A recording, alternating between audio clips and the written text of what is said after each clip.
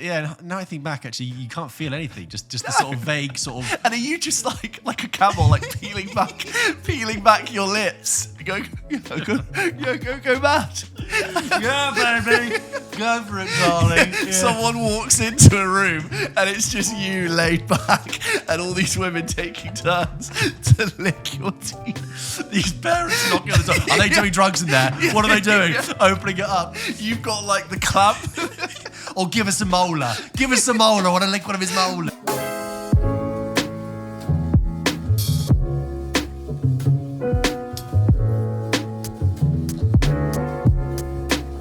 George, did I ever tell you about the time I auditioned to be in a film starring Saoirse Ronan and a young Tom Holland? No. I can't remember. I was taking you 91 episodes to not mention that. So it sounds like a dream you had. This was, doesn't sound real. I want to say 11, 12 years ago. So I was a sixth former. Okay. And this call went out for North London boys who are like, actors, right? But like unknowns. Why North London?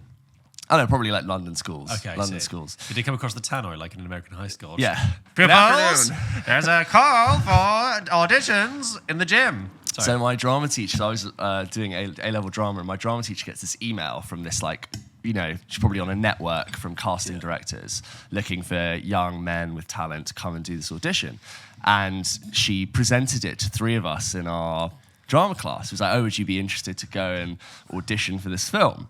And so she's like, oh yeah, it's this audition. It's like a blind casting thing. You go into this, like walk up in Soho, like, do you want to do it? And I was like, yeah. And all we knew at the time is that Saoirse Ronan was attached to do it. Which remember, like at the time, she's big. She's obviously been in Atonement, but she wasn't, But she's now. She was known. She was that young actor that everyone liked. Like that really great young girl who was really good and everything. And I was like, oh my God, like a thing. Yeah. So I go to this, obviously you can tell how this audition went. It's nice to hear a story you haven't. Yeah, I just probably like how I told you. Yeah. So it's like my first ever audition, like obviously like for an actual script with a casting director who wasn't like a drama teacher. Yeah. Like first ever audition.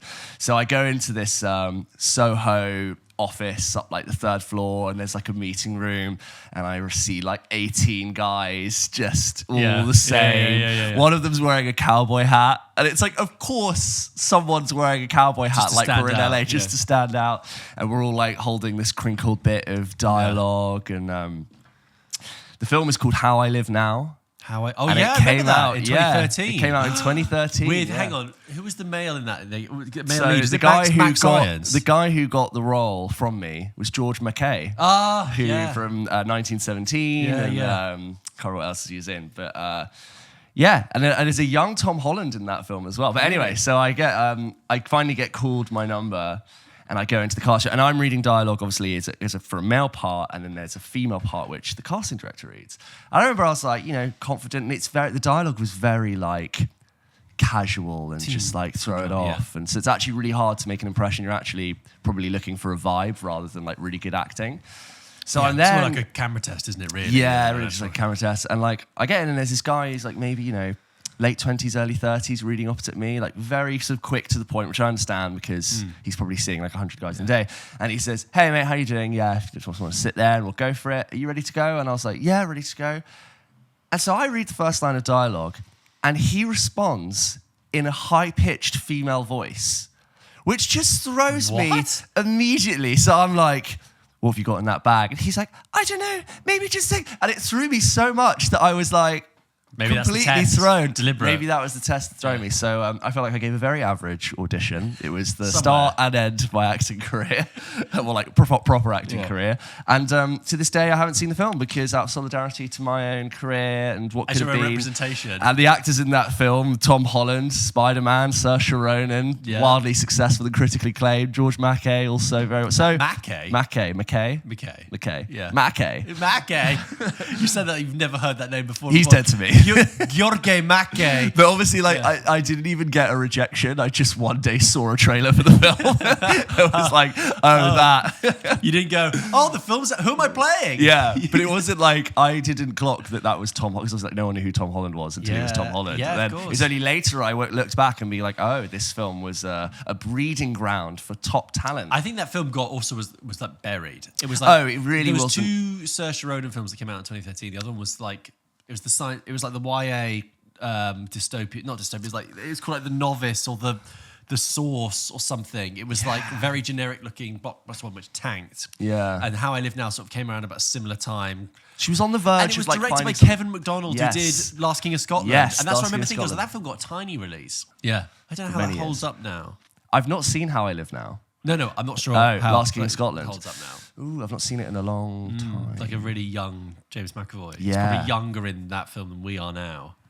Fuck. I know. Yeah. I've not seen How I Live Now as well. It's just one of those films that I need to compile this list because in my head I have like a miscellaneous number of films that I've just completely forgotten. They've got a little bit of talk about and then they just disappear and they're like, it's like 1984 and they're like vaporized, mind wiped. It's very novelly, the How I Live Now. Yeah, it's based on a book, I remember. Yeah. But you know, I know it's things based on a book, but some things are distinctively novelly. Yeah. Like it's like a young girl who moves into the countryside and meets a boy who's troubled. Then There's like a nuclear war. Yeah, that's what I was going to say. I swear there's a bit of war in there. There's like a very conventional romance then it's like, well, now there's a nuclear fallout. This is how I live now. Yeah. Oh, yeah, that's the now. Well, I have an audition story. I have three.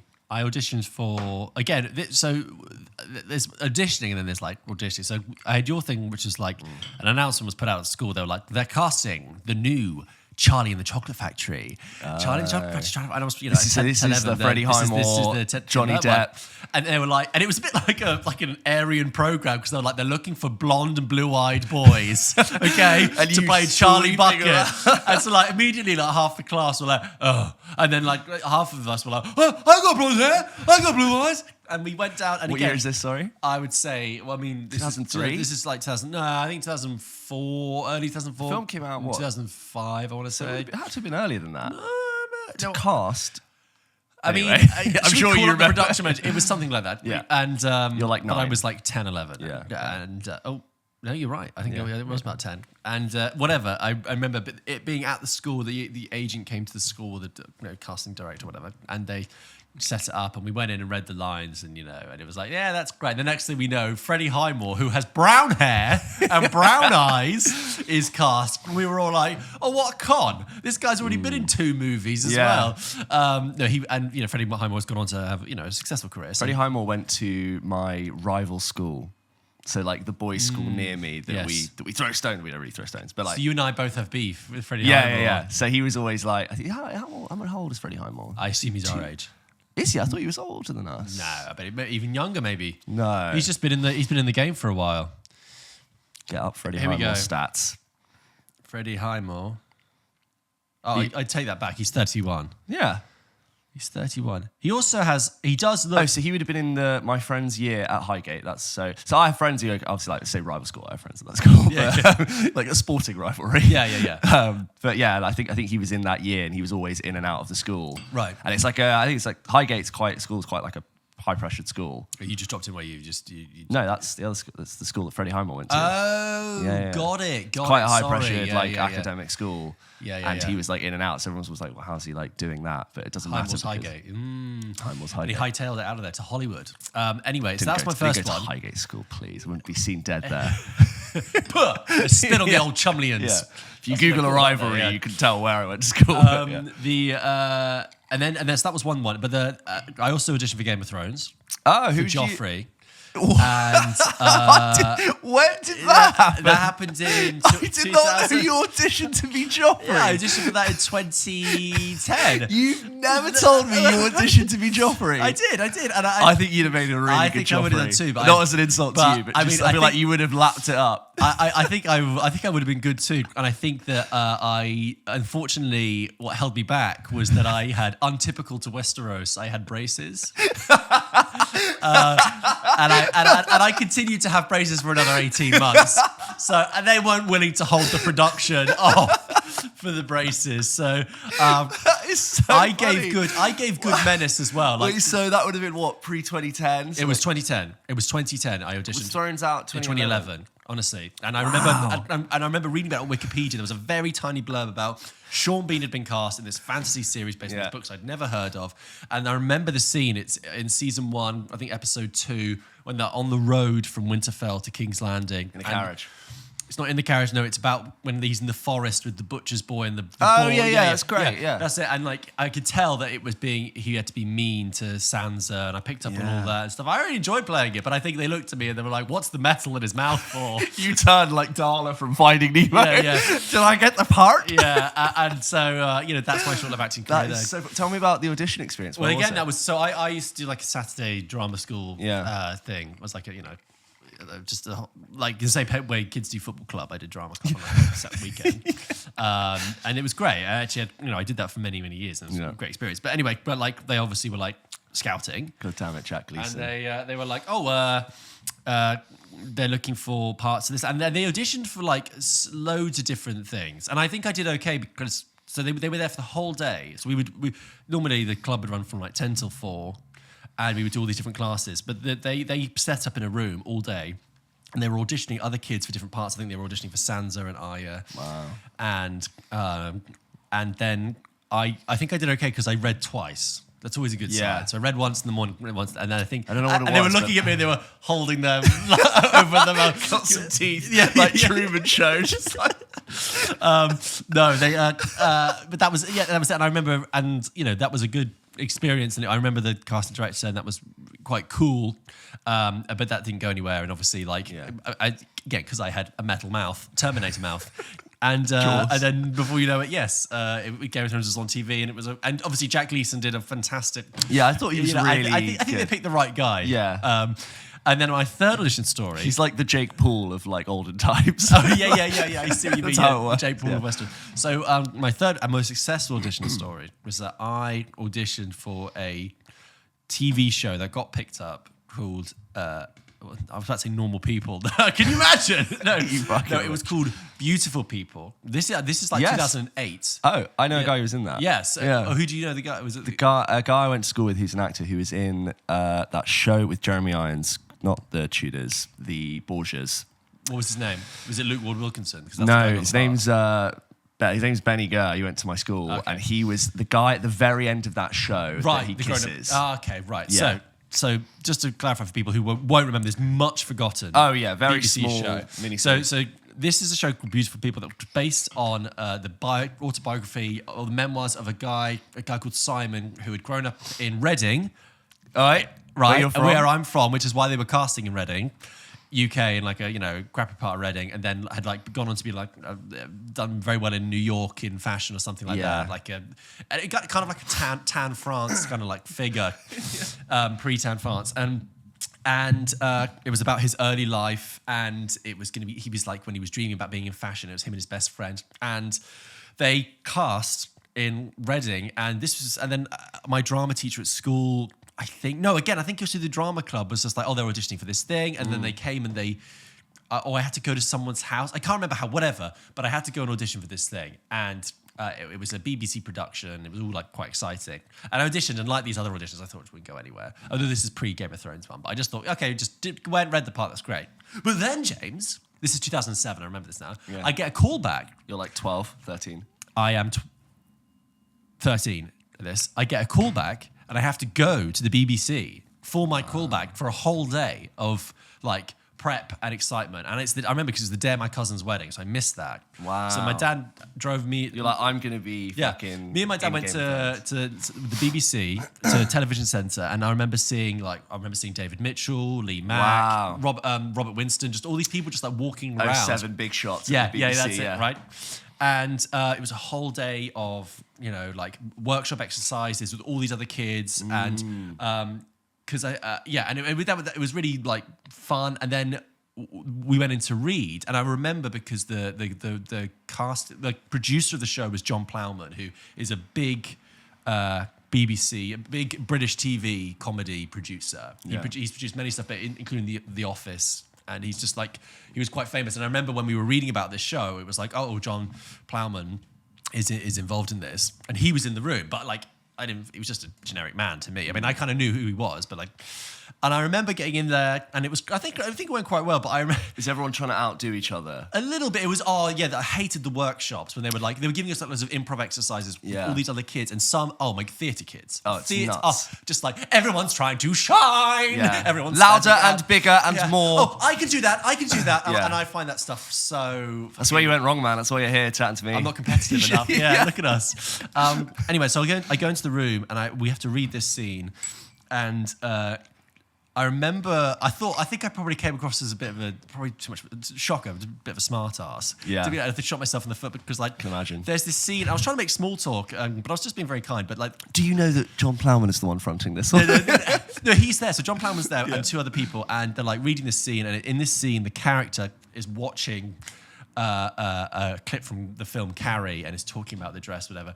And he was like, okay, so this is the scene where they're watching Carrie. Do you know Carrie? And I went, yeah, Stephen King.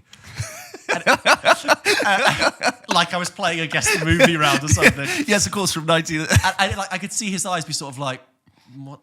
Yeah, sure. Like I give a shit. Like I'd really like to meet good points to you. Even a younger George. I'd love to meet like an 8-year-old George and just chat to him about things. So I was like, I'd love to play our movie games with an 8-year-old George. I think it would be so fun. Anyway, so I said like, oh yeah, it's Stephen King. And it's like, okay, cool. And then we did the scene, and I think it went perfectly fine.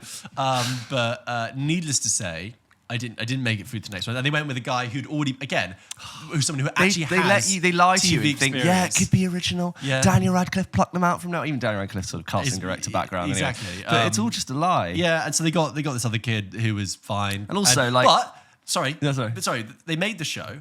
And Olivia Colman played the mother. Before Olivia Colman was like big. Outside of being an extra in Mitchell and Webb. Yeah, this was Sophie from Peep Show era. Sophie from Peep Show. Olivia Colman. And I think that's the probably only memorable thing of that era. And I watched a bit of the show and it was okay. It ran for 2 seasons and it's like completely forgotten now. Yeah. But I felt great. Like I didn't need to get the part. I felt great that I was able to go to the sort of knock on the door of greatness. Yeah, to the experience of going to the BBC and doing. It's amazing that you never know. You're like how close you are to like a complete pivot in your life direction. But it could also mess you up if you're a kid. If you're a if you are an actor and you like let's say I got that part, it really would have really disrupted like school life. Made you it plucked you into a whole new world. I also the big thing that I think people need to remember, not that I like give advice, but like obviously we're kids then and you're reading from a sheet, but it's like just learn the lines. Oh my God. Hold all these auditions, everyone's every like time reading the stuff. No, learn the lines, look at the person, every time. Don't look at the camera, but look at the person and like act with them. And I think that's true not just for acting. When I've done work with people who are paid to talk on camera and like everyone else is prepared. Yeah. And like obviously I'm behind the camera, but it's like we've all prepared our bit. Yeah. We've all spent hours setting up. And when someone is paid, usually like more money, to stand and say something, I'm like, you had 6 lines of dialogue to do today and you couldn't even like scan across it. I understand like things change, but I'm often like, come on, like that's the job. I think there's a part of people that thinks that, I don't want to learn them too well because I don't want to have them set in stone and then I won't be able to react to the situation. But I've heard some like Titan TV presenters now in their youth were like would get very upset. And they're apparently like old rushes of them, like getting really hyped up if they didn't get the lines perfectly. Because I think it's very competitive, especially when TV was what TV was in the day. You were competing to be like that established presenter space. But that's our background. Isn't that funny? We have these little stories in the back, and we were like, no, thank you. I won't take the road to greatness. We will film comment about other people doing great things. Yeah. Just before we go into the show, a couple of any other business stuff. First of all, when we did the Great Actors episode, we were like, Keoghan, Keegan. It's Keowen, I've been informed by somebody who commented on a YouTube. Keowen. Apparently the G in Irish names you don't pronounce. Like, apparently the surname Gallagher would be Gallagher. So you just drop the G. Bevan, you've been letting us sit here this entire time. It wasn't even Bevan. Bevan didn't even write in. It was a different member of the Irish committee. So thank you for, I can't remember the name, but that person who commented. I appreciate that. That episode, everyone loved it. If you haven't checked it out, please. I love that. What? Everyone loved it. It was the best. It was the most incredible. Nobody loves actors more than we do. Yeah. Have you seen that video, which is things Trump loves more than everyone else. And it's him like, nobody loves the Chinese more than I do. It's like, nobody loves the LGBTQ community more than me. And it's just a list of things that he likes more than everyone. Hates. Yeah. The other thing was that we were talking about people with character actor faces and leading man's bodies. Yeah. See Adam Driver. Yes. A little bit of Paul Mescal. No, not Paul Mescal, actually. He's leading man. But someone commented, we want to know what the reverse was. Yeah. Someone very astutely pointed out that is Timothy Chalamet. He's got Yes, a leading man's very- face, but he's got such a weedy... Yes, but I would say it's very catwalk, high fashion. Yeah, but I saw a photo of him, of Timothy Chalamet, at one of these fashion events, taken in a sort of candid moment, and I was like, "Oh, you are a scrawny. He's really You have thin. the body of a chimney sweep, a Dickensian chimney sweep." This interview, I think it was an actors on actors thing, where he was gonna do Bones and all, and he needed to lose weight because he was like a skinny cannibal. And Luca Guadagnino apparently asked him, was like, "Hey, by the way, like, you know, I will need you to lose some weight for the role." And Timothy Chalamet was just like, "But I'm really skinny." Yeah. He's like, "I want you to lose more weight." And I can't remember who the other actor was. So she was like, Taylor "Well, Russell, yeah. right." She's like, "Are you just not eating?" And he's like, "Yeah, just like not really eating." And they sort of acknowledged it as like not healthy behavior, but they just brushed past it. Oh, God. It's like, imagine, he's really thin. And Yeah. in that film, he's really, really skinny. But like, I didn't actually notice that because he's basically clothed for the entire. He doesn't really reveal much skin. Of course, he's got like an open shirt. You see his abs all the time. In Bones and all. Yeah, but like There's blood all over I think it. it was unnecessary. I think Found he it could, quite, oh, mother may I? I think he could have just stayed the way he was probably, and I could have used my I wasn't imagination. like, God, he's a bit plumped. You let the guy have an ice cream once in a while, for God's sake. Yeah. And that was the only other business. Also, just to talk about whilst we're free chatting, you and I were shooting something in a cinema.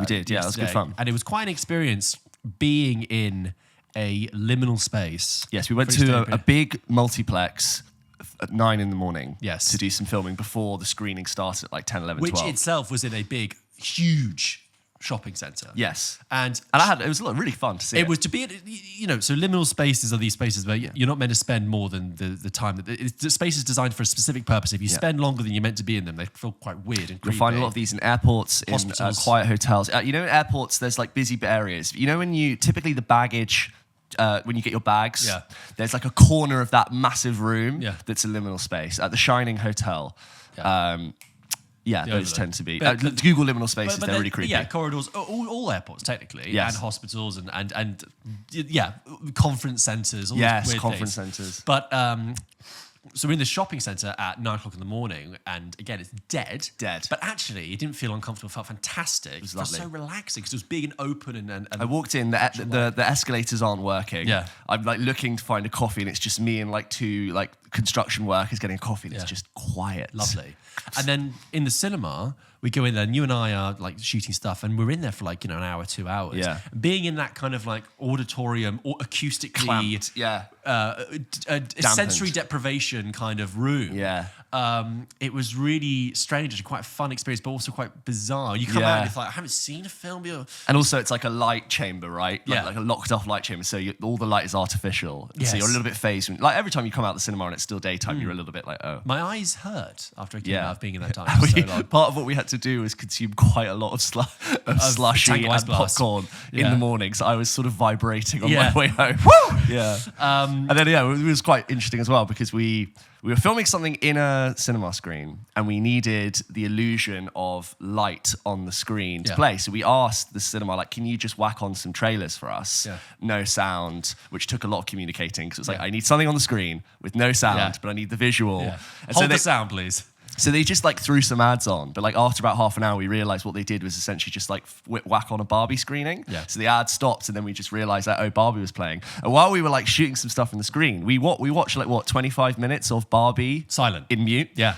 And it was like quite interesting to watch it again with no sound. Yeah, and because you see and I it for what both it is. seen it twice. Yes. And seeing it again for a third time without any audio was like, it was like we were in like the Final Cut production booth watching the edit. And just going through the visual effects. And you really see how much of cinema is communicated visually without. It's actually a really interesting exercise to watch something and you can actually see almost like the blueprint of the structure coming in. We ended up podcasting basically. Yeah. But we just sat there with loads of popcorn. We were actually mic'd up and we were recording. It's an interesting conversation that maybe we'll put out. I don't know if it's worth doing. We were just talking about and that gag, how does that relate and reflecting on our thoughts of the film. You do see the bare bones of it. Without the audio, we're like, okay, so that's a joke from Michael Cera there. Like a storyboard. That's a Ryan Gosling bit there. Interesting. Yeah, it's exactly like a storyboard. Yeah, and it's like we were talking during the scene when the first beach scene in Barbie when Ken is trying to impress her and is doing that gag where he runs into the sea that's made of plastic and the ambulance. Yeah. And it's very interesting. Yeah, we were. We had some. We might put it out. We had some good thoughts on Barbie about what kind of works, how we think about it, and what actually doesn't work. Now we've seen it twice. I think it's crystallized for us about good stuff here. Some stuff I think we've covered Barbie a lot in the previous weeks, but maybe we'll put that out. Needless to say, after all of that chat, this is episode 91. We're 25 minutes in of PULP Kitchen. Yeah, sometimes we do like to change it up and have a bit more of a chat. And it was all great. Discursive conversation. It was golden, mate. Your orthodontist preventing you being a star is. I didn't go to my orthodontist and be like, "Here's my contract from my agent," and they were like, "No, son." They ripped it up in front of my eyes. You want to be a star, don't you? Putting in the clamps on you. I'm gonna make you look beautiful. You'll be ready for the screen in 3 years. But you should have seen my teeth, James, when those braces came off. Pearly whites, yeah. Pearly whites. I went to a party the day afterwards, and this was very saucy for a 17-year-old. And lots of this actually sounds quite disgusting. I just meant to say, but all these girls are like, "Oh my god, you've got fresh teeth, without the braces on. Let me lick your teeth." And three girls, licked my teeth. And they were like, "Wait, what?" I know. That's not a thing. That's a terrible story. Wait. Yeah, stop. but Start again. James, I'm sorry. I just wanted the attention. You went to a party with people you knew. Yeah, and these some are your people friends. I didn't. And it was, there was booze, so everyone's a bit merry. And they're like, "Oh my god, don't you, when braces come off, don't they have to they're very slimy and smooth. And so, oh my god, and some people lick them. Sorry, no, there's a big jump there. There's a huge jump there. What do you mean they licked your teeth? It's not a thing. What do you mean they licked your teeth? I just don't. And you're like, yeah, sure. Well, I just didn't object.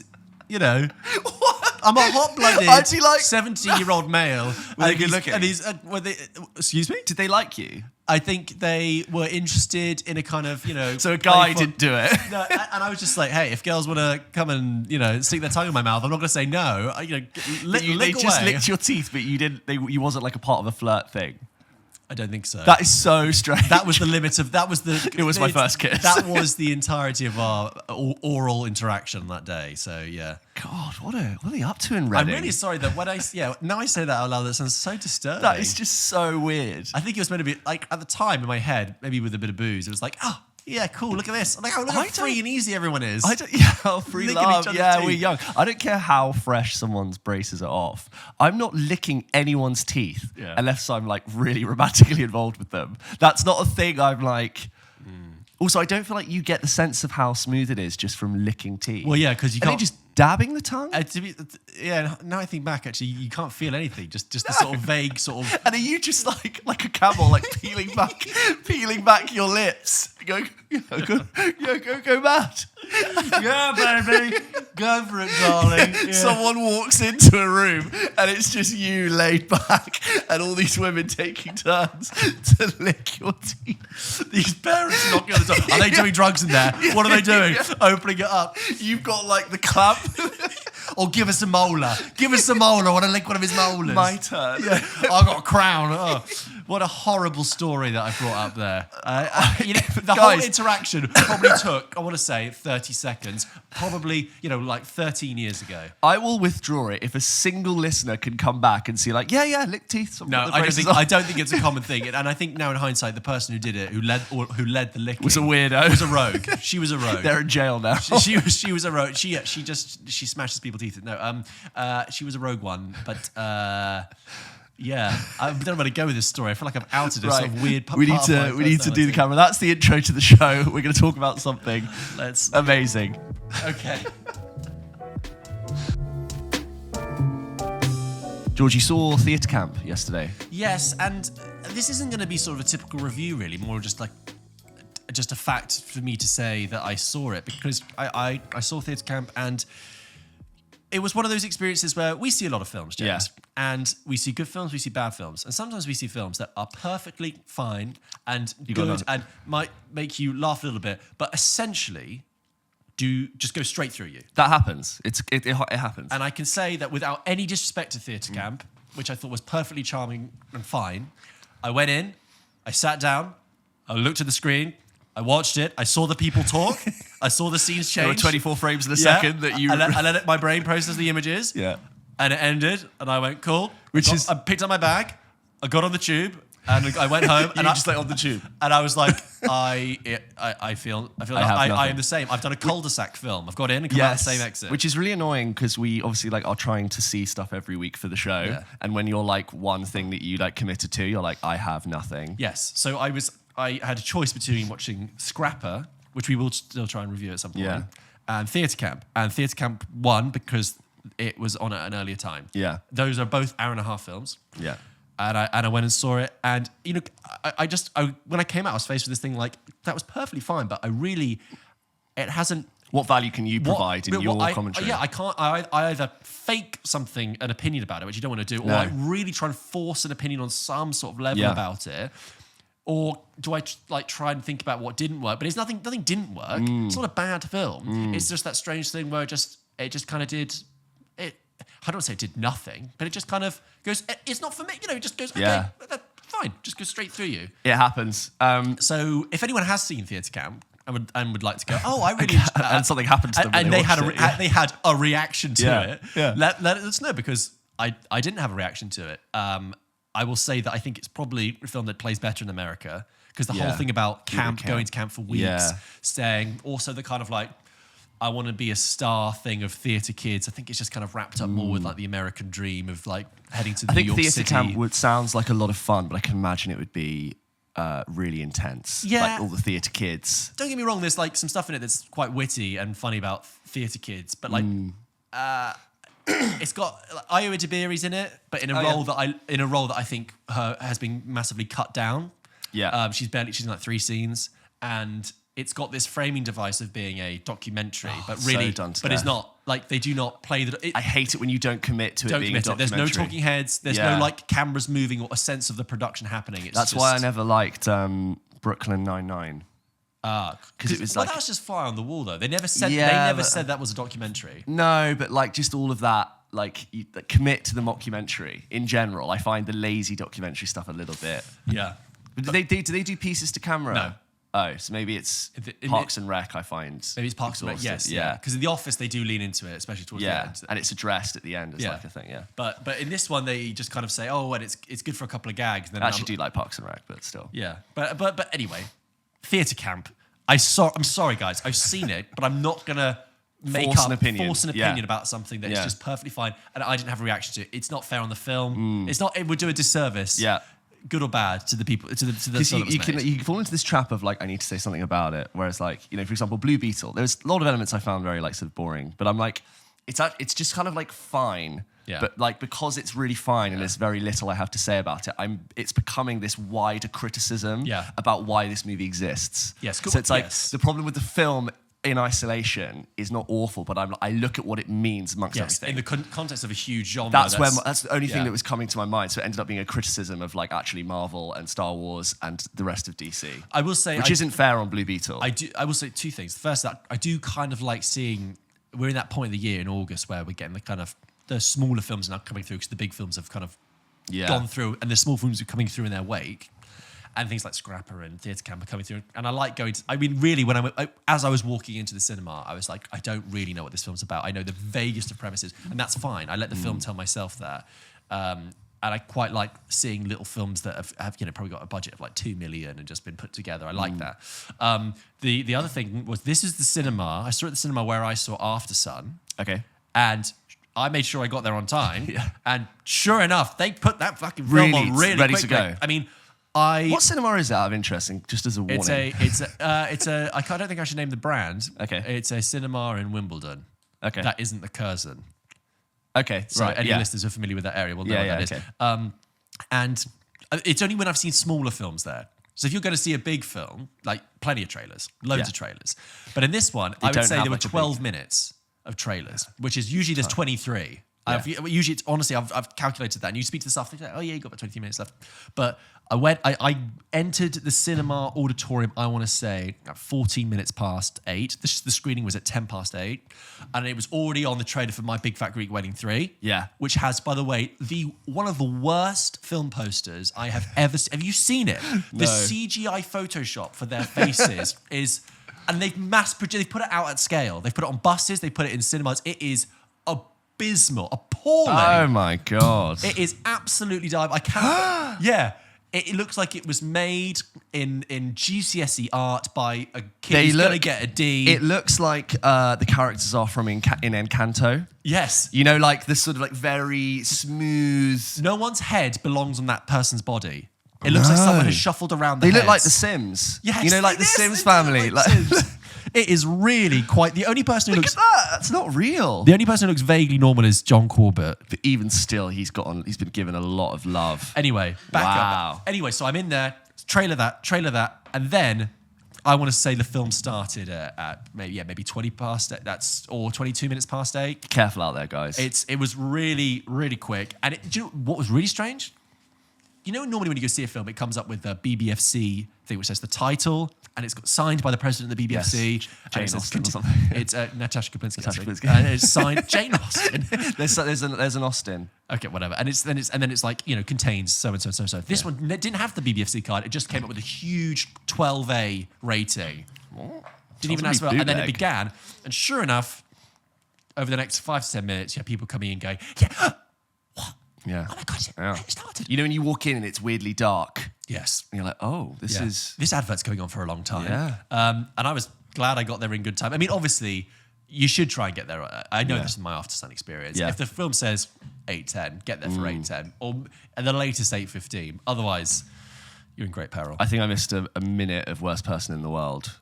And that was because you were buying ice cream. Buying ice cream. No, I'm not letting you off the hook. Talia thought it was like 10 minutes. I'm like, Talia, it was maybe 50 seconds. Yeah, but still. So Talia, I'll tell this one for you. So Talia has told me that James, who loved Worst Person in the World last year, talking about the big film, that you missed the first minute. Okay, but I was confident of like, we've definitely just caught the first. Because James wanted to buy ice cream as late as possible. Because I didn't want it to melt. Because he didn't want it to melt, like a small child. And they did this, and sure enough, they go and they missed the beginning. Okay, the reason why I wasn't the only one holding. At my local multiplex, they don't have enough staff to serve the confectionery, drinks, standard tickets, and do the ice cream. So you have to go and queue and then get someone to go get you ice cream. And they said they were going to send someone, and they didn't. And I was like, okay, we are getting a little bit close to the wire here, but it's fine. We've got 25 minutes of ads.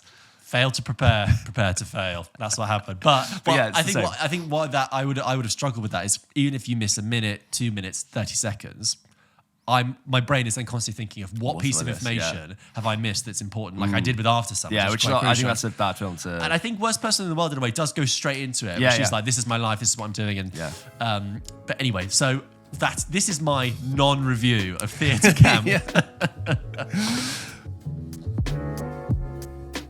But, George, news came out this week. By the time you're listening to this, it will be the following week. That probably one of the biggest films that was set to come out this year, with the biggest stars attached to it, with the biggest director attached, Dune Part 2, has been delayed to March 2024. Yes. So out of this year, sort of representing a sort of up to 6 month delay. Whether that is an indication on talks that have broken down between the SAG-AFTRA and sort of all of the companies, or if that is sort of an indication of when people think this thing should resolve itself, or if they sort of, based on financial years, they have to get these films out.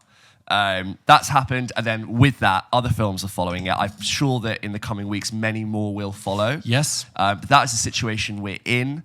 So I broke my mate's heart last night when I told him Dune Part 2 has been delayed. He was like, oh...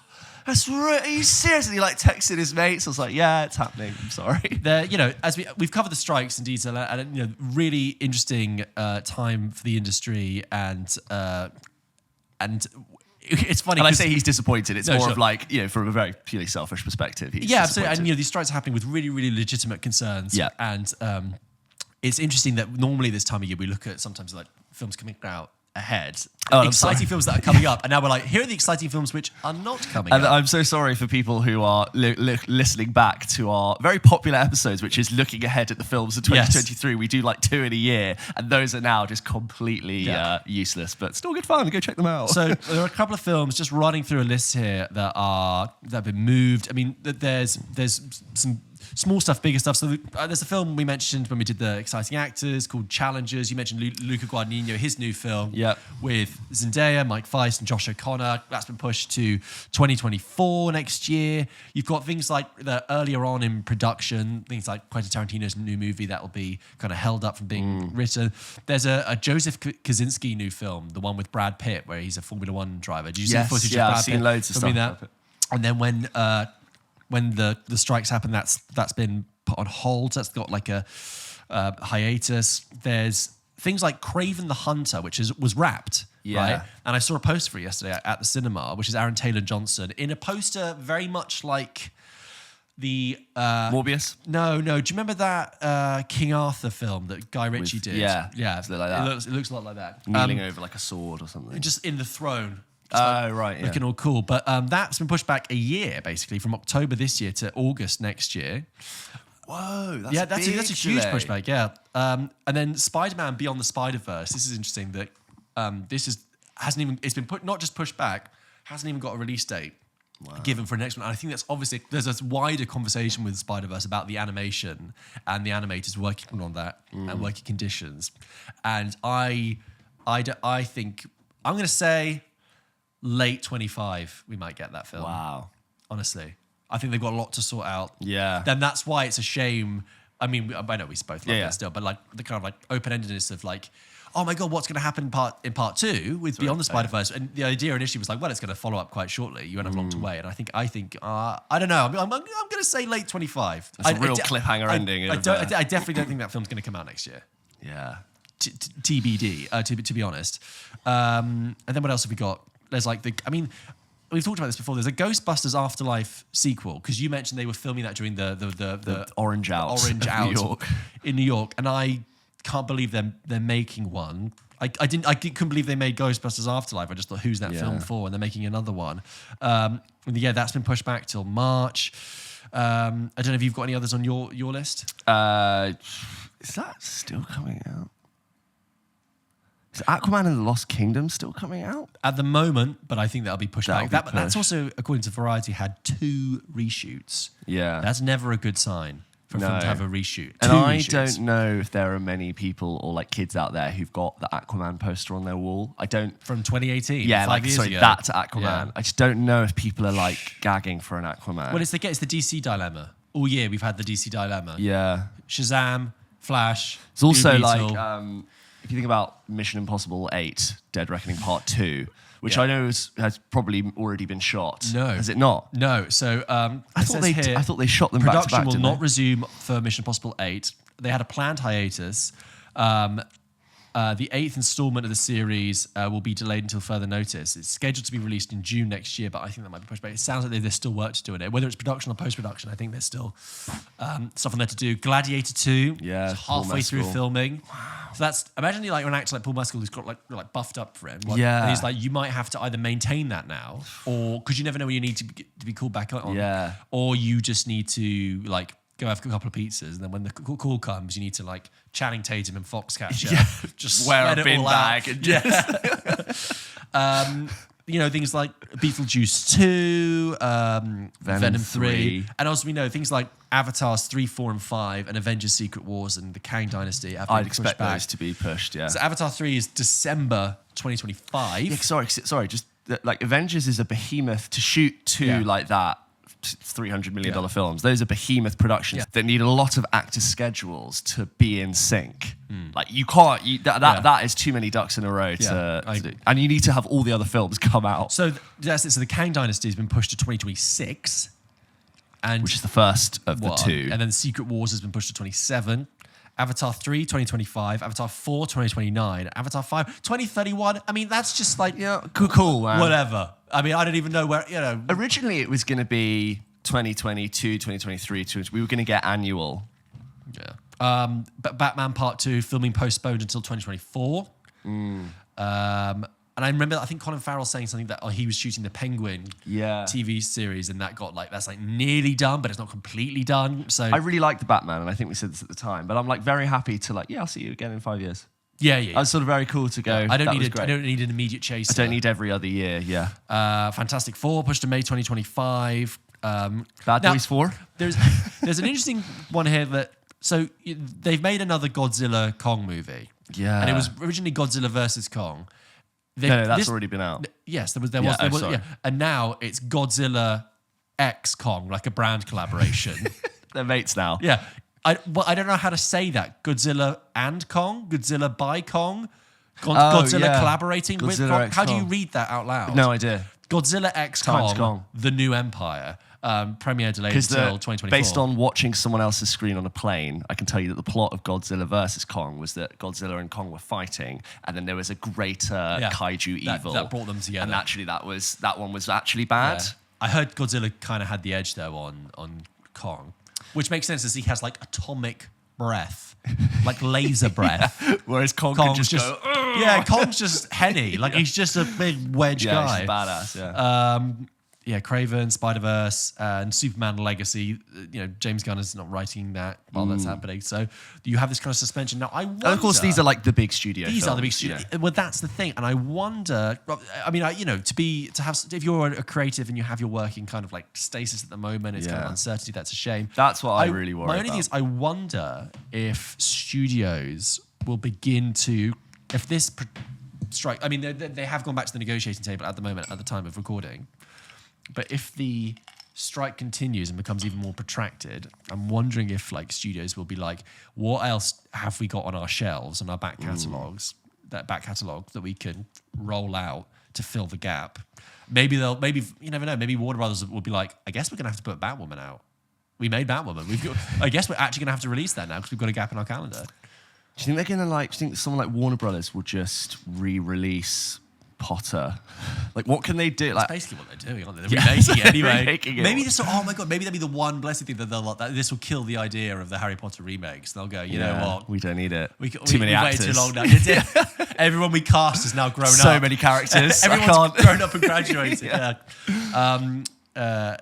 Yeah. So, on one sense, sad because you want everyone to be able to make stuff and for creative things to all work and come together, and from a purely selfish sense of our podcast as an audience, I'm thinking, my really clean weekly slot of things I know I can talk about is completely disrupted. But obviously, it's completely unimportant in the grand scale of things. The strike, there will always be plenty of content and things to talk about. Yeah, exactly, and some great work out there, still to watch, and the demands. Some of the things that the strikes were not able to. The WGA and the SAG, SAG were asking for against what the studio's current standards were. Offering was. It's crazy the conditions. And the last time we did a bonus episode when the strike sort of thing kicked off, and we had someone write in who is, I think, living in LA, Bennett. And if anyone is affected by these and you want to just sort of say something that's happening specifically with your job and your role, because we're very removed from that, please do write in and tell us how that's affecting you, if it is, and what that's looking like. A scoop really would be lovely. Oh, yes. I like that. A diary, a striker's diary, a picket line diary. Dear Pulp Kitchen, I write to you, sort of from the bunker, scribbling on a paper, As the shells fall, the dust in the trench. And then, the paper's just getting so wet and the ink is smudging, but they've tucking it into the pocket before they throw it. And then a massage, you're going over the top. The whistle where it's just tie it to a pigeon and it goes. Bennett also, have you ever seen Commando? The Arnold Schwarzenegger film. Bennett, whenever I hear Bennett's name, I just think of the one-liner that Arnie does in that, where he, I believe, impales someone with a steam pipe and steam gushes out, and he's like, "Let off some steam, Bennett." So There you go. That was just a little overview of the films that are not coming out soon. Subscribe, guys. George, it's time to go through some of the emails that we get sent into the show. As always, guys, the sirens. We have settled on the sirens. We have. Because I've noticed that the sirens themselves have begun to self-identify. From a siren. From a siren. Hi, siren of sending this. So, the siren's cool to send in their thoughts, their questions, their concerns to hello@pulpkitchenpodcast. .com. Just like George did. George writes into the show and says, "Hi guys, wasn't really sure how to title this, but after listening to an episode recently that briefly mentioned comfort films, I wanted to ask if you had any films that whilst are not critically acclaimed or highly rated, you still love and are able to rewatch endlessly and appreciate." Okay. We get this question, I almost to say weekly. And I think we stopped. Sorry, George. Sorry, George. We probably answered it about 3 times last year, and I think we got to the point where you can go back and find the back catalogue if you need to. I think because we can't I've said the doing film this. so much that I'm not even sure if I like those films anymore. And it's been such a long I'm time. I'm cringing at my own answers. God. Alan Partridge, Alpha Papa. Have I watched that in a while? Anchorman 2. Have I seen that in a while? Guys, the secret to getting your email boosted up to the top of the list is to write in about what you thought about a film that's out. Yes, that helps. I say it so simply. Tell me what you thought about a film. Or some current, current cinema things. Even if you're like, James, what you said about Blue Beetle was so wrong. Here's why. Love it. Please. Hot take. Come in with it. Bring him down a peg. But bring me in. Just remind me how I'm wrong. But sorry, George, just to set the record straight. Our comfort films, what are the other ones we get? I don't know. I mean, the questions we always get. Yeah. Questions. Yeah. No, it is guilty pleasures, comfort Guilty, films. yeah. We've said them. Even though you don't love them, what are the films that you really like? They're just the films I like, then, aren't they? Really? George goes on to say, for me, the movie has to be The Secret Life of Walter Mitty. Coming up again. Whilst it does have some cringy moments, I've always loved it and always will. It has an incredible soundtrack and beautiful scenery. If you haven't watched it, you should give it a go. Many thanks and keep up the good work, George. Oh, George is nice. Thank you. And also, it's good to know because we have heard Walter Mitty mentioned a few times now. It's bumping it on my list. I will definitely give that a watch. Worth checking it out.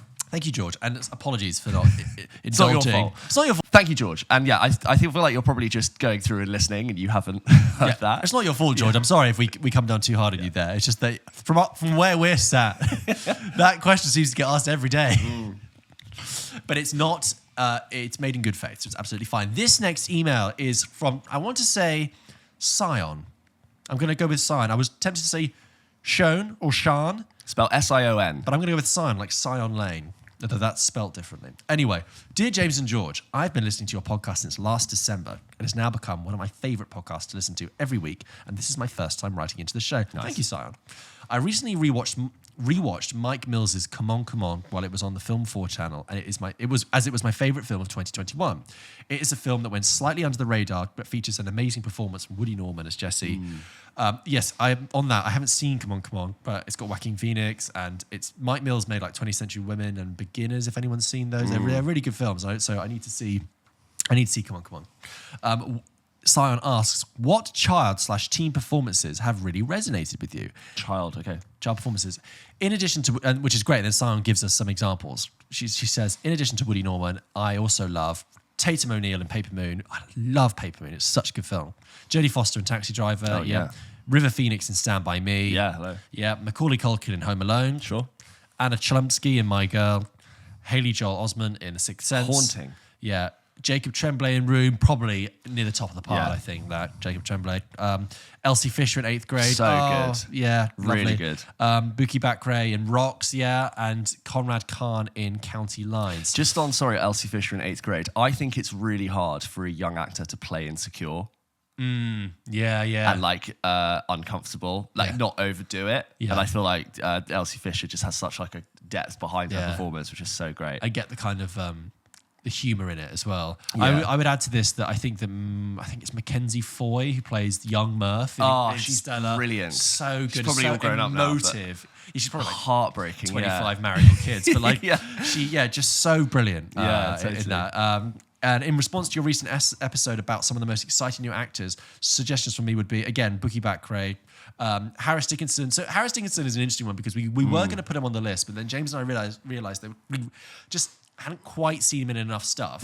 He's been in lots. Yes, The Kingsman, Triangle of Sadness, See How They Run. And he's going to be in that Jeremy Allen White, Zac Efron movie coming up, which is directed by Sean Durkin, which I'm very excited for. Sean Durkin, the stills of all of them, buffed up in like the sort of vests. Oh, it looks crazy. It's great. But Sean Durkin was the guy who made that Jude Law film I talked about ages ago, where Jude Law, it's in the 80s, comes to England with the family. It's called The Nest. Oh, great. Yeah. Love that. So Harris Dickinson is in that, and he's also in Scrapper, which we will try and see at some point. But we hadn't seen him in much ourselves, so yeah. George Mackay, she says not as new, but similar to Will Poulter. Yeah, George Mackay, like 1917, like was his big lead moment. But I also feel like I want to see more George Mackay. Like I still think like I need more lead stuff from him. And Eliza Scanlon, who was in Little Women, she was the other sister who wasn't Florence Pugh or Emma Watson or. You know who I thought was a really great child performance, who I thought was so funny? You know in Drill Bit Taylor? The little kid who is kind of like a mini Jonah Hill. Kind of. His name is Troy Gentile. And he was so funny and like fearless in that movie. Yeah. I remember watching this kid being like, he's going to blow up. But I don't think I've ever really seen him in anything later. I was like, this guy's really funny. I thought he was really good. Anyway. Then Sion signs off as just saying, keep up the great work, Sion, from Richmond, London. Oh, and also Richmond, and Taylor Russell, for the most exciting new actress, Taylor Russell, who was in Bones and All. Yes. Who is Canadian. She's 29. I looked Yeah. it up. She's our age, Yeah. but she looks like 18. Yeah, She yeah. was very good at Bones and All. Yeah, this is why, like, you've asked us a question there, Sion, and sometimes on the spot, James and I will struggle to pull something together, but you've given us a short list. Yes, it gets the juices flowing. Which is really, really good. To thank you for that excellent email. Next up, from Sam, he says, hi, James and George. I hope you are both doing well. I'm a second-time messenger. I sent my last correspondence on Instagram. I was the guy who listened to you whilst running to Paris. I was going to say running in Paris, running to Paris. Yeah, doing the marathon. Yeah, I remember that. That's great. Mentioning how much your pod generally helps me, I was wanting to find another way to contribute. You'll be surprised to hear I was listening to you on another run this morning as I'm now training for the Athens Marathon in November. So you boys are going to be crucial to my long training runs. Sam, amazing. Look at you. Send us a picture of you running somewhere around this planet. Yeah. Running as you're listening to the podcast. I want to see you like plum red. Yeah. Just sweat dripping with the pyramids of Giza behind you. Pyramids? Well, I'm saying like around the world. You can go like anywhere. I'm not saying the pyramids are in Athens. I'm saying like... It's because I was about to say with the Acropolis the behind Acropolis you. fine, but I want like a diary For a second of I was like, oh wait, James, have you seen a map of the world? Yeah, Empire State Building. I want you, with Statue of Liberty, the Colosseum, everything. The whole thing. I want a running selfie. Fantastic. The reason I also imagine him to have a huge Forrest Gump beard. Like when Forrest Gump runs across the country. I just wanted to run. I'm done now. I'm done now. I want to go home.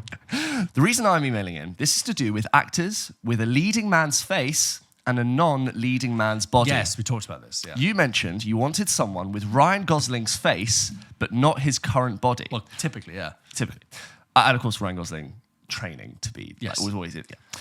I would like to draw your attention back to a Ryan Gosling role from 2000 in a little old film, and one of my personal favourites, Remember the Titans, and available on Disney Plus for those who have not seen it. This is one of the best high school American football films dealing with the sensitive issue of race in a touching way.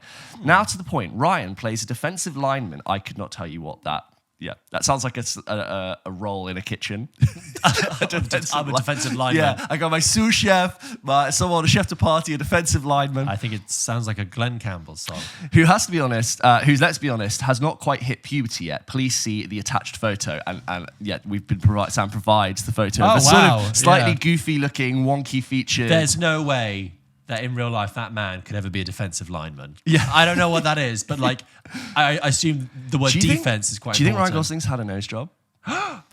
From that photo, it looks like Ryan Gosling's had rhinoplasty. I think no. What do you think he's flaring? Flaring. I think it's probably flaring in the cold conditions. I don't know. I'm going to say he's had some very good work done. This is TMZ. Yeah. What do you think? Just look at the before and after. Now to the point. Ryan plays a defensive lineman who's, let's be honest, has not quite hit puberty yet. Where it is clear he's got his movie star looks and customary for the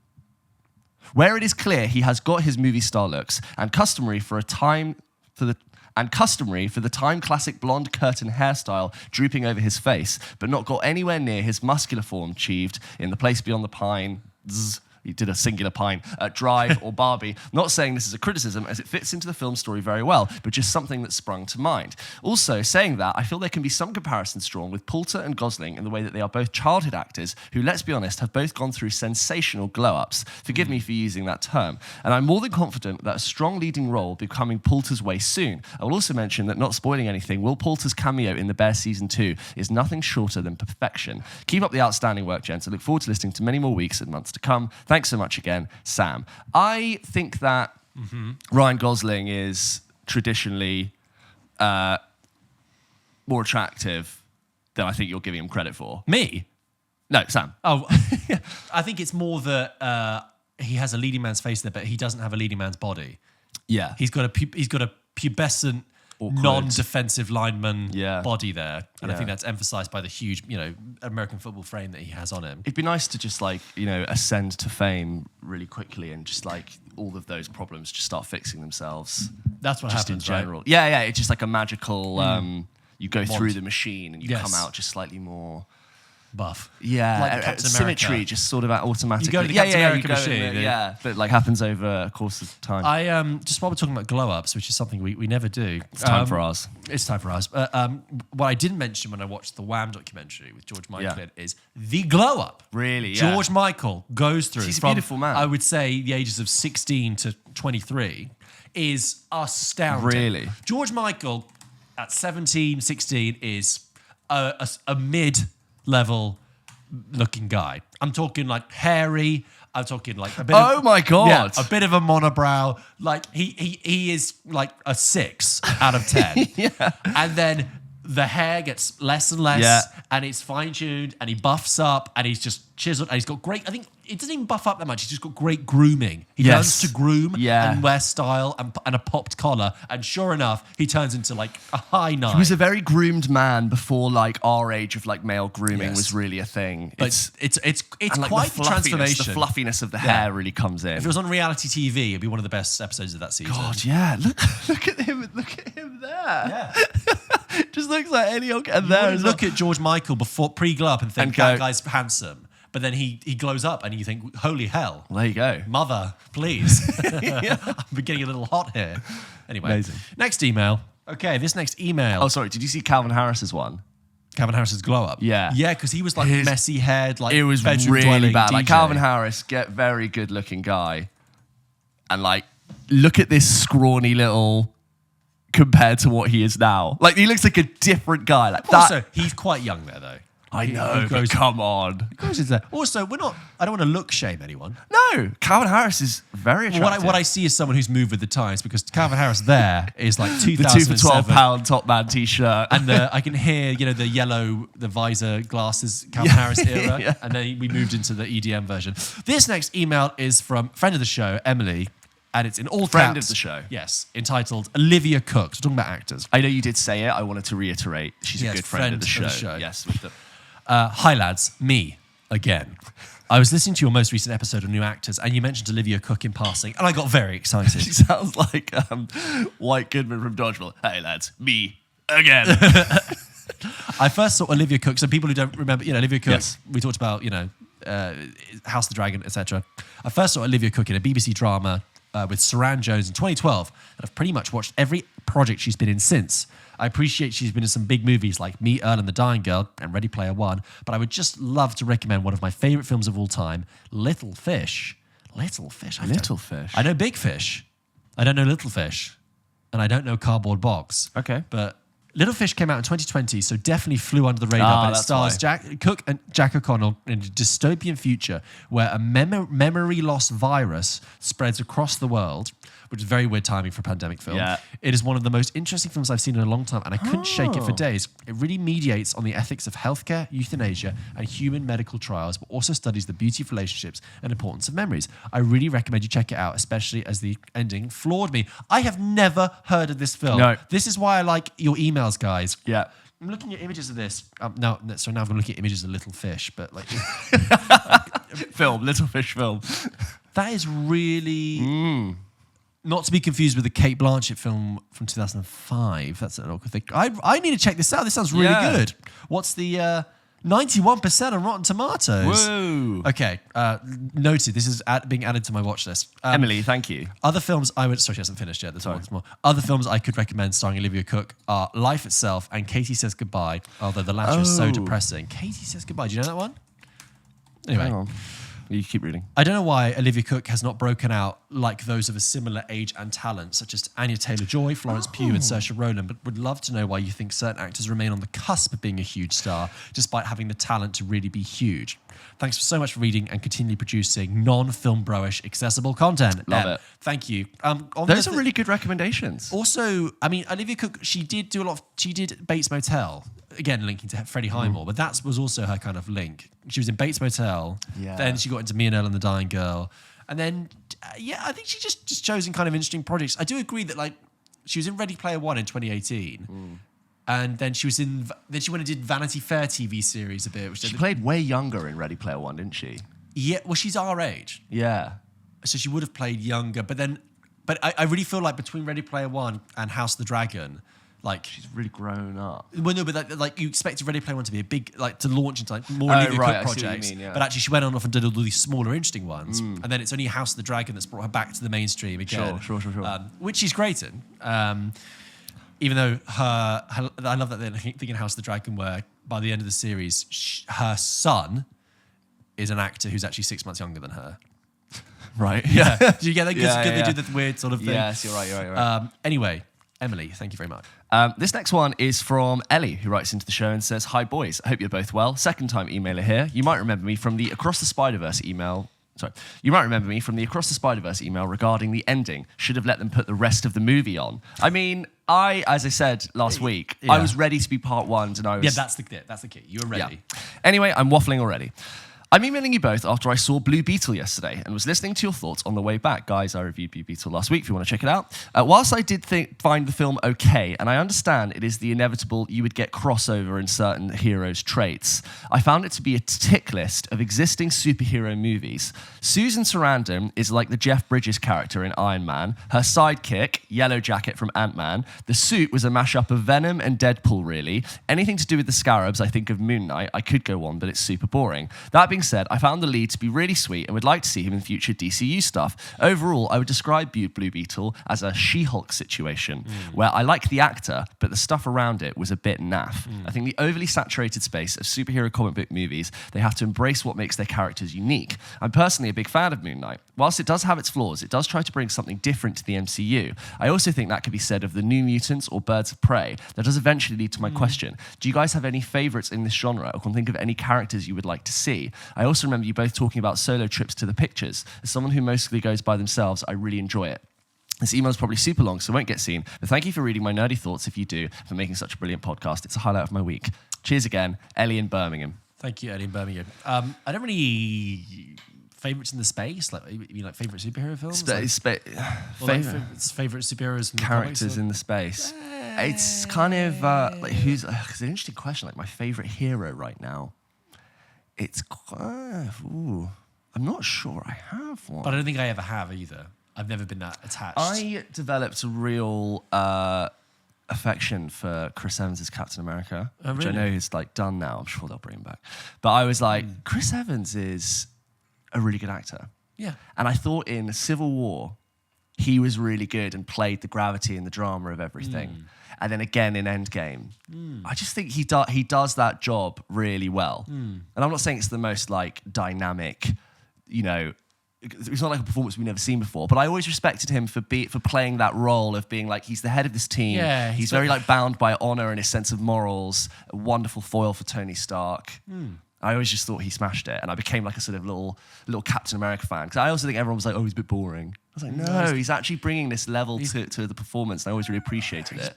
He's taking the high road, playing the long game, doing the hard work. And it's like moments where, like in Civil War, where you know that guy in the suit is presenting the Sokovia Accords, and he's just like looking at. You could see he's torn in his face, and it all like carries throughout the movie and the conflict. And when he has that fight with Iron Man, and smashes the shield. I'm like, this is like Shakespearean. It's like very well done. So maybe it's Chris Evans as Captain America, but he's so sort of. Yeah. I'm sure him, Tony Stark are back. I think that's a huge mistake. I don't think they'll do it. I know it's a huge mistake. No, I think it'll be red rag to the bull. I really don't think. I think they'll be tempted. I think that's what they have to do. I think it's a huge red button that's hidden under like a plastic container in the office. They were going to reach for it, and then every so often they're going to slap someone's hand away and go, no. But also, maybe not both, but I think RDJ. I think RDJ might be like, I'm in my Oppenheimer era now. I'm sorry, I've actually moved on. Yeah. I'm potentially Oscar nominated for Oppenheimer. Thank you. That's all.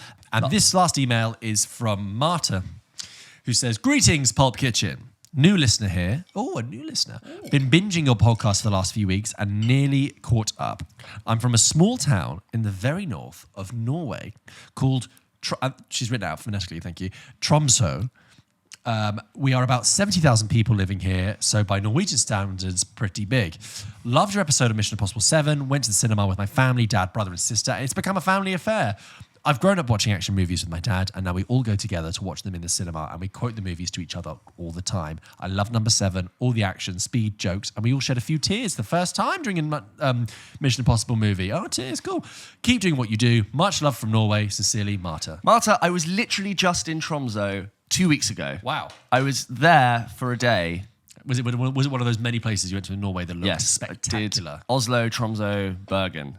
And Tromsø was really beautiful. I was there in the summer, but I imagine in winter it's like sort of much more frozen over. You know, when you look at a place and I'm like, there's meant to be snow covering all of it. Yeah. Beautiful. Yeah, I was literally just in Tromsø. Maybe I was walking around with a camera, looking busy. Did you ever get into like slow TV? Slow TV? Yeah, like slow TV. That it's like a subgenre of TV, which is like I don't know what you mean. Activity. Like you watch a very there's like you can watch fly fishing for 8 hours. Oh, sure. And there's one which is the slow train to Bergen, where you watch. It's a camera mounted on the front of the train, and it goes from Oslo to Bergen. Oh, beautiful. And it's 4 to 8 hours long or something. Yeah. And it's quite scenic. It's quite beautiful. So, my brother put that on once, and I was like, oh, okay. It's 8 hours. Yeah. There is no way of knowing which direction we are going. There we go. Thank you for your emails, Thank you so much for your email. Guys, thank you so much for listening to... I've got to play a game. So you've got to play a game first. Guys, thank you so much for writing in to Pulp Kitchen. As always, if you wanted to send us an email just like Marta did, you can do by emailing in to hello@pulpkitchenpodcast.com. But before we send it home, George, let's play a game. George, as always, Pulp Kitchen ends with a game. I'm going to get that gap like longer and longer and longer by each episode. So Pulp Kitchen ends with a game. Right, we're going to play a game that we played last week, which I think we both enjoyed, which is which film came out first. I'm going to name you 2 films, and you have to simply tell me which of those 2 films came out first. So to prep my mind palace. At home. For example, if I said, George, which film came out first?